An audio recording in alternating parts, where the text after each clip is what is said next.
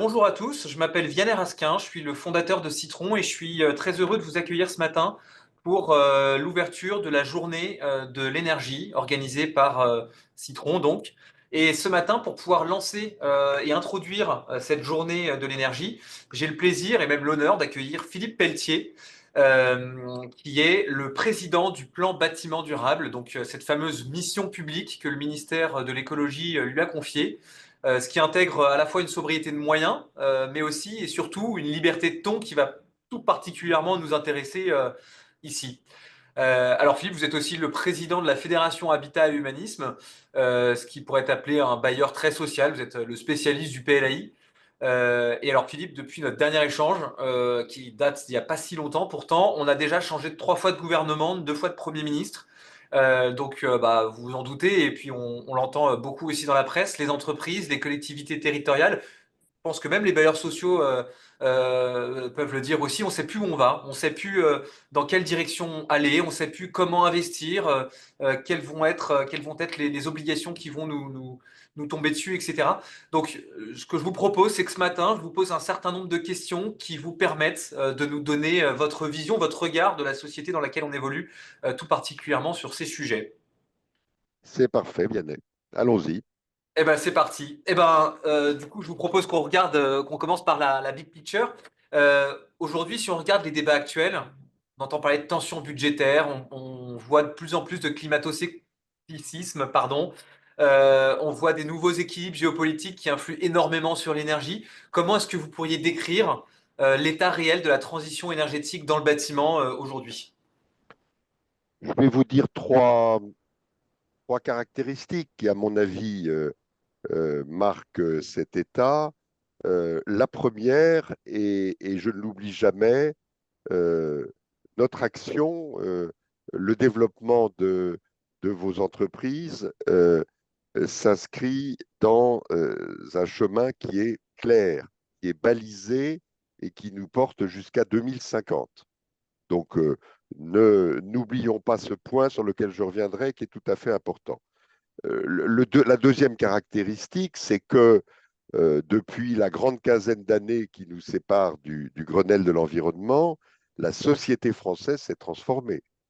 Vous, si on compare la situation, on a une réceptivité très forte aux questions d'efficacité énergétique et on a une volonté assez large de passer à l'action.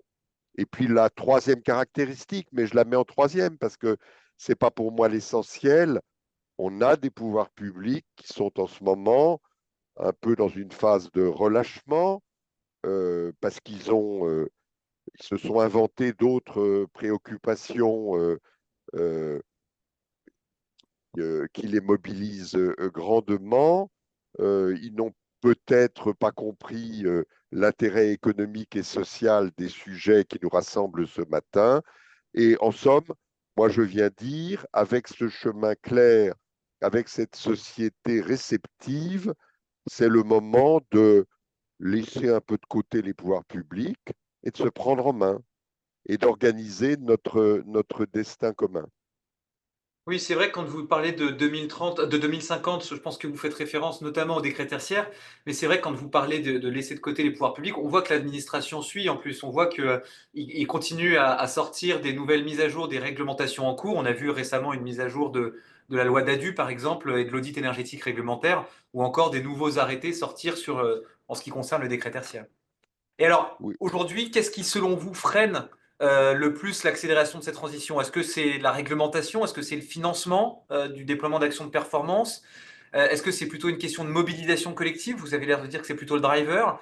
Qu'est-ce qu'il faudrait faire pour l'accélérer, cette transition énergétique? Je reprends vos trois points. La réglementation, je ne crois pas qu'elle soit aujourd'hui un frein considérable et je pense qu'on est arrivé à un équilibre euh, assez convenable entre l'incitation et l'injonction. On a de la réglementation parce qu'on est dans un cadre européen qui nous pond des directives et qu'on les met en œuvre. Euh, On a forcé le pas sur la réglementation dans la sphère strictement professionnelle qui est celle du neuf. Là, on a pu passer d'une réglementation thermique à une réglementation environnementale ambitieuse parce qu'on s'adressait à des professionnels. Mais pour le reste, le gros de l'action, c'est l'incitation, de faire en sorte que la société s'approprie bien les sujets. Et c'est ça qui nous conduit. Donc la réglementation, bien sûr, il y a des incohérences, il y a des complications inutiles, tout ça on le connaît, mais c'est le travers français euh, de vouloir à tout prix un niveau d'excellence et de vouloir à tout prix faire des textes qui essayent d'écarter les fraudeurs. Ce sont deux ambitions folles, mais on est comme ça. Mais si on laisse ça de côté, la réglementation, elle est, à mon avis, assez équilibrée. Le financement, c'est un sujet, alors, tout à fait essentiel pour être clair, si on regarde toute classe d'usage confondue, c'est-à-dire résidentielle et tertiaire, euh, on a une addiction à la subvention d'État qui est devenue excessive du côté résidentiel. L'alpha et l'oméga, c'est devenu ma prime rénov. Sans ma prime rénov, il n'y a pas de salut. Ben non, non. Euh, on sait que les subventions euh, ne sont pas infinies. On sait que l'ère de la subvention est en voie de finition et qu'il restera des aides pour les personnes les plus fragiles, les plus modestes, mais qu'il faut inventer d'autres financements, c'est-à-dire qu'il faut développer avec intelligence les financements bancaires et il faut, pour les particuliers, arriver à leur faire comprendre qu'il est nécessaire de mobiliser l'épargne considérable qu'ils détiennent en laissant de côté l'épargne qui fait face aux accidents de la vie, mais en considérant que la valeur d'un patrimoine, elle a besoin d'un investissement dans le pavillon si on veut maintenir la valeur de ce patrimoine, ce qui suppose de mobiliser de l'épargne. Donc je crois qu'on a un sujet d'évolution des financements. Et puis la question de la mobilisation collective, oui, c'est un vrai sujet. Quand est-ce que les choses ont bien marché à une époque où on était dans les premières années post-Grenelle, il y avait un chef de meute qui s'appelait Jean-Louis Borloo, et il a embarqué la société. On a besoin d'une unité de commandement, pas forcément ministérielle, mais on a besoin que ça s'incarne dans une figure qui rassure, explique, montre en permanence le chemin, écoute ce que la société dit, ce que les professionnels expriment sur les dysfonctionnements. On a besoin de tout ça. Et pour le moment, bah, c'est un peu le rôle du plan bâtiment durable face à des pouvoirs gouvernementaux très éclatés sur notre sujet. Il y en a un bout à Bercy, il y en a un bout boulevard Saint-Germain à l'hôtel de Roquelaure, c'est l'écologie. Il y en a un bout euh, avenue de Ségur du côté du logement. Tout cet éclatement des pouvoirs ne rend pas facile un commandement et une sorte de réassurance collective. Donc on a besoin d'inventer d'autres mobilisations collectives. Je crois que c'est le programme pour les prochains mois. Très bien. Oui, alors, et puis pour compléter sur chacun des trois points, sur la réglementation, je pense qu'effectivement, même si on est tous conscients qu'on aimerait en avoir moins, même si on râle tous, l'énergie et l'efficacité énergétique ou la production d'énergie renouvelable, ça reste un enjeu dans le monde dans lequel on vit, avec tous les changements géopolitiques qu'on peut observer, qui est stratégique et qui doit être réglementé. Je suis tout à fait d'accord avec vous. Sur la partie financement, alors on va adresser les sujets réglementation tout au long de la journée. J'en profite pour une petite parenthèse. Anaïs, qui est avec nous, a envoyé ou va envoyer sur le chat la possibilité de s'inscrire aux prochains événements de la journée qui concerneront notamment la réglementation et le financement. Philippe, j'en reviens à vous. Sur le rôle des acteurs, quelle place devraient prendre les collectivités locales? Parfois, on a tendance à dire que l'État n'est pas assez n'est pas assez, comment dirais-je, un exemple. Là où par ailleurs, nous, on observe que souvent, au contraire, il est plutôt le premier à faire des efforts sur ces sujets-là. Alors j'ai les collectivités locales, l'État, les territoires, etc. Qui est-ce qui doit porter cette dynamique aux côtés des entreprises ou aux côtés des gros bailleurs, notamment les bailleurs sociaux? Alors, je suis convaincu qu'il faut un changement de pied. Euh, Nous avons eu 15 années depuis le Grenelle, pendant lequel, et c'était probablement une nécessité, l'État a été archi présent. L'État et ses agences nationales qui ont conduit l'action, décidé, organisé, etc. Ça n'a pas. Et la faiblesse de cette position, encore une fois que je justifie, c'est que en produisant des solutions et des dispositifs uniques pour un territoire extraordinairement divers, on rate parfois la cible ou on ne l'atteint pas pleinement. Les sujets de l'efficacité énergétique en Franche-Comté, où il y a du froid rigoureux, ne sont pas du tout les mêmes que ceux en Nouvelle-Aquitaine.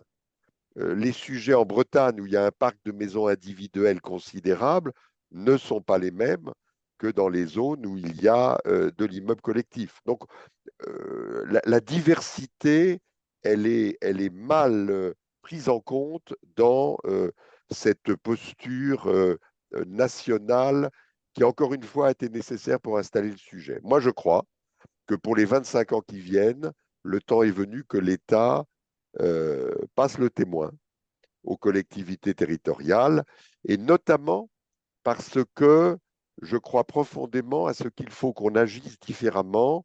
Hier, on travaillait à l'unité en se préoccupant de la maison individuelle de Madame X et au bâtiment collectif de la copropriété Y. Euh, Demain, il faut qu'on raisonne autrement. Il faut qu'on se préoccupe d'un espace géographique déterminé qui contient des maisons, des bâtiments collectifs publics et privés, des bâtiments tertiaires et résidentiels, un peu de friche artisanale. Bref, je plaide pour que on raisonne dorénavant à l'échelle du pâté de maison, de la centralité, du lotissement, du quartier. Et si on fait cela, il est clair qu'il faut un ensemblier, un chef d'orchestre, qui ne peut être que le patron de la collectivité territoriale ou de l'intercommunalité, peu importe. Et donc, je pense que le moment est venu que les ressources, l'ajustement des règles et la capacité de commandement soient transférés aux collectivités territoriales. C'est elles qui vont porter la dynamique. Et s'il y a des périmètres plus importants d'action, on va voir des grandes entreprises qui ne s'intéressaient pas au sujet de rénovation à l'unité porter leur intérêt sur ces périmètres et on va hausser la performance. Très bien. Vous plaidez pour une décentralisation finalement de la gestion de la transition énergétique dans les communes. Ok. Et les acteurs qui sont réunis aujourd'hui, pour parler d'autres acteurs, hein, les acteurs qui sont réunis aujourd'hui travaillent beaucoup sur la donnée, hein, sur l'IA, sur l'automatisation, la régulation, etc. Qu'attendez-vous de l'innovation pour transformer durablement la gestion énergétique des bâtiments?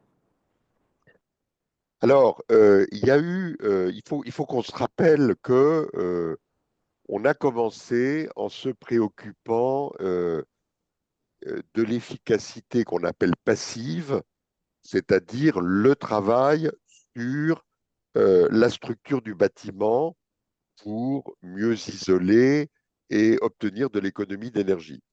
Et pendant toute cette phase initiale, ce qu'on appelle l'efficacité active, c'est-à-dire toute l'organisation et les équipements qui permettent de mesurer, connaître et d'ajuster le comportement des occupants, est passé au second plan, du moins n'a pas été dans le radar gouvernemental. Nous sommes convaincus que le moment est venu, bien sûr, de continuer le travail sur le bâtiment, mais de l'enrichir par un effort plus grand d'efficacité active qui permettra de renforcer la sobriété. Regardez ce qui s'est passé au moment où la guerre en Ukraine a mis en péril notre approvisionnement énergétique et risqué qu'on ait 2 hivers à grands problèmes, on a fait appel à la sobriété de la société française et les ménages ont économisé de 12% leur consommation d'énergie. Il faut, tout cet effort-là, c'est un peu émoussé, mais il faut persévérer dans cette voie et ça ne peut être qu'avec de l'automatisation, avec des procédés innovants qui accompagnent, rendent facile cette maîtrise de la consommation. Donc je crois que le moment est venu de faire la large place à l'efficacité active et donc à cette innovation qui nous a fait défaut au début quand on a travaillé uniquement sur le bâtiment. D'accord. Et alors, si vous deviez définir les priorités pour la prochaine décennie, si on veut tenir ces objectifs de neutralité carbone, d'efficacité énergétique ou même simplement les objectifs réglementaires qui sont assez ambitieux, si on reprend le décret tertiaire, on parle de réduire de 40% les consommations énergétiques avant 2030 par rapport à une année de référence. Qu'est-ce qu'elles seraient ces obligations? Pardon, ces priorités. Alors, j'essaye de raisonner au quart de siècle, c'est-à-dire j'essaye de raisonner jusqu'à 2050. Et je pense qu'on a besoin d'un temps long pour organiser des développements puissants, même s'il y a des étapes intermédiaires, et vous avez raison de relever que le dispositif éco-énergie tertiaire, il fonctionne par palier de 10 ans. Euh, on a un sujet qui est venu nous percuter alors qu'on ne l'attendait pas, ou du moins on a été assez désinvolte pour ne pas voir sa venue, c'est la question de l'adaptation qui percute notre action sur efficacité passive, c'est-à-dire rénovation, efficacité active, c'est-à-dire sobriété. L'adaptation, c'est ce sujet de mise en sécurité d'un certain nombre d'habitats et de mise en sécurité d'un certain nombre d'occupants. Elle devient une question première et probablement que l'adaptation va être, dans les années qui viennent, une entrée dans le jeu pour la société qui conduira à la rénovation. En d'autres termes, cette tête de gondole, elle surgit et on le voit bien. D'abord, euh, ces mises en danger que représentent les retraits gonflements des argiles sur un nombre considérable de pavillons qui ont été construits en terre argileuse et qui voient leurs murs se fissurer. On sait qu'aujourd'hui, la sinistralité dans ce domaine, elle coûte déjà aux assureurs un peu plus d'1 milliard d'euros par an. On sait les inondations et on a vu ce qui s'est produit avec notre insouciance qui nous a conduit à bétonner à tout va et donc à artificialiser les sols et à laisser construire dans des zones inondables qu'on connaît. On sait la violence des tempêtes qui sont de plus en plus intenses et fréquentes aujourd'hui. Et on sait ce phénomène nouveau et qui, moi, m'inquiète bigrement, qui est cette double transition qui se percute, la transition démographique et la transition climatique. La transition démographique, c'est il y a un vieillissement accéléré de la société française. Hein. Euh, il y a aujourd'hui un peu moins de 2 millions de personnes qui ont plus de 85 ans. C'est plus du double dans 20 ans. Plus du double. Il va falloir les loger, et ces personnes, elles occupent un habitat qui, à 80%, est déjà construit.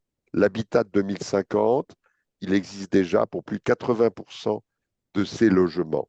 Il faut donc que ces personnes âgées qui vont vivre dans un habitat existant, elles puissent survivre aux canicules dont on peut penser qu'elles vont être intenses, et régulière dans les années qui viennent. Et on a donc deux transitions, une transition démographique qui va occuper les 25 ans qui viennent et une transition climatique qui va nous obliger à mettre les gens en sécurité, à assurer leur santé et leur survie dans des logements qui n'ont pas été prévus pour faire face à cela. Et donc l'adaptation va être pour moi la priorité des prochaines décennies. Évidemment, elle ne masque en rien les sujets de rénovation et de sobriété qui vont être emportés. Je veux simplement dire que voilà un sujet nouveau qu'on n'a pas suffisamment pensé et qui surgit aujourd'hui. Alors, euh, vous évoquez dans votre question l'objectif de neutralité carbone. Oui, c'est un objectif 2050, en même temps qu'on a un objectif basse consommation en moyenne pour les logements. C'est ces deux paramètres qu'il nous faut mener de front. Et lorsque vous posez la question du décret tertiaire, se pose une question à laquelle je n'ai pas encore aujourd'hui la bonne réponse. Le décret tertiaire, il est uniquement énergétique. Le seul sujet carbone qu'il évoque, c'est si on change le système de chaud et de froid, il ne faut pas que le système nouveau soit plus carboné que l'ancien. Donc vous voyez que la préoccupation, elle est uniquement énergétique, rénovation énergétique. Est-ce qu'il faut que on modifie ce texte pour y mettre un paramètre carbone ou est-ce qu'il faut le laisser continuer à déployer son action purement énergétique? Voilà un sujet à débattre ensemble pour les prochaines années. Encore une fois, je ne connais pas la bonne réponse, mais je sais que c'est une question qu'il faut se poser. Alors attention à pas rouvrir la boîte de Pandore du décret tertiaire, ça risquerait de le faire reculer autant que de le faire avancer sur d'autres sujets. Mais ce que j'entends, Je pense que vous avez raison, mais je pense que la question doit être posée et que la réponse est sans doute celle que vous donnez. ouais. Mais c'est intéressant parce que du coup, ce que vous dites, moi j'ai toujours eu tendance à considérer l'adaptation au changement climatique comme une forme de renoncement à la lutte contre le changement climatique. Non, ce que vous dites, c'est que c'est une façon différente de penser le changement climatique pour pouvoir non seulement pour pouvoir penser différemment la lutte contre le changement climatique, pour pouvoir le penser différemment et le faire plus efficacement. Ouais, et si on prend, on peut prendre un exemple en essayant de se mettre dans l'optique de la demande d'un ménage. Aujourd'hui, je suis retraité et je vis dans un pavillon. Euh, L'acte de rénovation énergétique que je vais faire, il peut être guidé par deux trucs. Le premier qui est de loin le plus décisif, c'est ma chaudière tombe en panne. Ma chaudière tombe en panne, bon, il faut que je remplace et à cette occasion, je vais essayer d'embarquer une action d'isolation intelligente. Bon. Le deuxième critère jusqu'à aujourd'hui, c'était j'ai des charges de chauffage qui sont tout à fait excessives par rapport à ce que représente ma retraite. Si je peux arriver à faire des travaux sans me priver, sans écorner trop mon pouvoir d'achat, je vais le faire. Mais si dans le même temps, j'ai des fissures qui font que sur mes murs, parce que l'argile travaille autour de moi et que le jeu, c'est où j'interviens sur le bâti, ou il va falloir que j'abandonne mon pavillon, on peut penser qu'on va avoir là euh, une aide à la prise de décision assez brutale, mais assez efficace. Et donc, face à cela, notre boulot, c'est de dire aux gens, oui, cette question de consolider votre pavillon, elle est nécessaire, mais il faut en profiter parce qu'il va y avoir des travaux chez vous pour être intelligent et il faut mener la rénovation qui accompagnera euh, la réparation des fissures dans vos murs. C'est le moment d'une isolation par l'extérieur. C'est le Ouais. moment de, d'automatisation qui vous permettront d'avoir une gestion plus économe et donc un meilleur pouvoir d'achat. Alors ça, je comprends bien que pour les particuliers, ça se fait à des moments un peu stratégiques, au moment où la rénovation est obligatoire. Mais comment convaincre les maîtres d'ouvrage les occupants, je pense aux collectivités territoriales, je pense aux entreprises, je pense qu'elles soient occupants ou foncières, d'investir maintenant dans la performance énergétique pour pour les convaincre que c'est aussi une opportunité économique, que c'est aussi une opportunité, j'allais dire environnementale, mais sociale presque. Alors, trois idées en réponse. Une première idée qui fait déjà son chemin dans un certain nombre de collectivités territoriales qui comprennent qu'il faut agir, c'est la pression de la société. Hein. Il commence à y avoir une demande sociale que, par exemple, l'école des enfants, elle soit changée, qu'on arrête d'avoir froid près des fenêtres, trop chaud près du radiateur, qu'on ait un équilibre de vie qui permette aux enfants de vivre correctement. Hein. Cette pression, elle commence à exister. Deuxièmement, il y a des enjeux de valeur qui commencent à monter.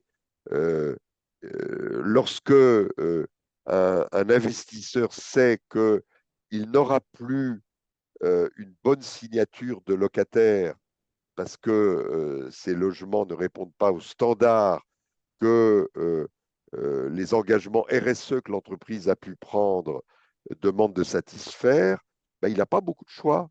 Il n'a pas beaucoup de choix. Où il va baisser son loyer, où il va laisser ses bureaux vacants, et il va falloir qu'il passe à l'acte. Et puis, il y a un troisième poste qui, alors, ça ne vous concerne pas, vous, parce que vous faites partie des sociétés qui cultivent l'innovation, mais il faut absolument qu'on se mette dans la tête que l'industrie immobilière doit faire un effort de recherche et développement. Elle consacre trop peu d'argent au sujet, euh, que ce soit du côté des travaux sur le bâtiment, que ce soit du côté des services qu'elle rend à l'immeuble et à ses occupants. On a des productivités faibles, on a des valeurs ajoutées insuffisantes, et la R&D, de ce qu'on me dit, elle représente environ 1 pour 1000 du chiffre d'affaires de l'industrie immobilière, là où les autres pans de l'industrie, c'est 2 à 3%. Ça veut dire qu'on est complètement déconnecté. On ne réfléchit pas assez ensemble. Trop de professions se sont laissées porter parce que ça marchait, parce qu'il y avait des aides publiques, parce qu'il y avait des financements, parce qu'en faisant comme faisaient mon grand-père et mon père, ben, ça continuait à marcher. Ben, je pense qu'il y a des changements profonds à conduire, donc essayons d'expliquer que la R&D, elle est nécessaire, et on va convaincre alors les maîtres d'ouvrage avec des outils plus simples de passer à l'acte. On en revient du coup à la donnée, l'automatisation, l'IA, etc., dont on pourra parler encore une fois tout à l'heure, tout au long de la journée. Une dernière question avant d'annoncer le plan, le programme de cette journée. Est-ce qu'il y a un appel que vous aimeriez lancer aux professionnels qui vous écoutent aujourd'hui pour que la réglementation soit plus vécue comme une contrainte, mais plutôt comme un levier de progrès, justement? Alors, j'ai dit tout à l'heure, en commençant euh, cette phrase qui signifiait prenez le pouvoir, en somme, n'attendez pas tout de l'État. On a la maturité suffisante pour organiser l'action, et l'État, s'il voit que c'est bien fichu, je vous assure qu'il épaulera le mouvement. Donc, prenons le pouvoir. J'oublie jamais, moi, que toute cette démarche, elle a démarré par une concertation collective majeure qui s'est appelée le Grenelle de l'environnement.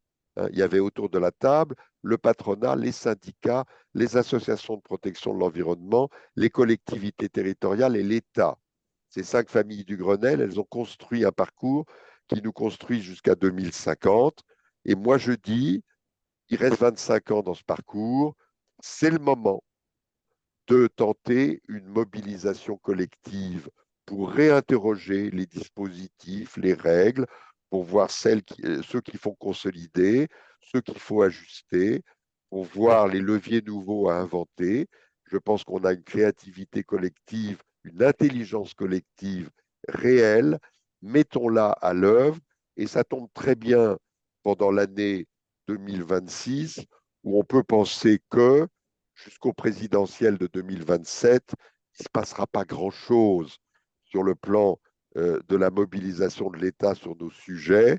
Donc on a ensemble à préparer l'après 2027 en essayant de nous mobiliser ensemble pour définir ce que doivent être les 25 ans qui viennent. Moi, c'est le message que je fais passer et c'est l'action sur laquelle je vais essayer d'être mandaté par un gouvernement, celui d'aujourd'hui ou celui d'après, mais par un gouvernement qui comprenne que on a là une fenêtre de tir intelligente pour à la fois entretenir le feu et faire fonctionner, encore une fois, cette intelligence collective à laquelle j'accorde de grandes vertus. Merci pour cet appel à la mobilisation, Philippe Pelletier. Alors, quelques mots rapides pour vous présenter les différentes conférences qui vont avoir lieu dans la journée. Alors, vous allez pouvoir entendre parler de décarbonation des bâtiments grâce à l'intelligence artificielle à 10h15 avec Greenly et Citron. Alors, toutes les conférences que je vais vous citer, là, il y en a une dizaine, vous pouvez vous y inscrire à travers les messages que vous avez reçus dans le chat de cet échange. À 11 heures, vous pourrez parler de comment une région française, une des plus grandes régions françaises, fait face à cette réglementation, à ces réglementations, il y en a plusieurs, en écoutant Siemens et Citron à nouveau. Ensuite, à 13h15, vous pourrez entendre parler GTB avec Syrizea et WIT, comment la GTB a su se réinventer pour répondre à la réglementation, tout en restant innovante et performante. Et ça, c'est un vrai sujet. Ensuite, à 14h15, comment dépasser vos objectifs réglementaires grâce à la puissance de la régulation prédictive. Donc là, on rentre vraiment loin dans l'innovation et auquel appelle Philippe Pelletier, auquel appelait tout à l'heure Philippe Pelletier. Ensuite, à 15h15, on va pouvoir revenir sur le décret tertiaire, le décret BAX, l'ISO 50001. Comment est-ce qu'on peut bâtir une stratégie gagnante grâce à la data énergétique pour répondre en même temps à toutes ces nouvelles réglementations, à toutes ces réglementations qui commencent à rythmer nos journées.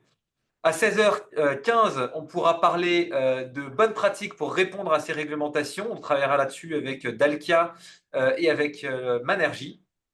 Et enfin, à 17h15, on pourra parler de financement, comment sécuriser et dynamiser vos investissements en performance énergétique. Et là, on travaillera avec IDEX et le groupe Adena.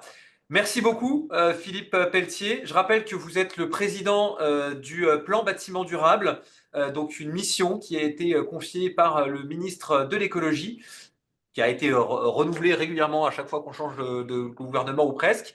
Ce qui a permis, ce qui vous a donné à la fois une liberté de ton et ce qui vous implique une sobriété de moyens aussi par ailleurs que vous avez choisi. Et je rappelle aussi que vous êtes le président de la Fédération Habitat et Humanisme et donc à travers ça, vous êtes aussi un donneur d'ordre et un des principaux concernés par la transition énergétique puisque vous gérez de nombreux logements sociaux, 70 EHPAD, etc. Voilà, merci beaucoup à tous les participants qui sont restés jusqu'au bout et je vous dis à tout à l'heure pour les prochaines conférences. Merci beaucoup à tous et à très bientôt. Merci encore, Philippe, de ta participation. Merci, Vianney. Au revoir.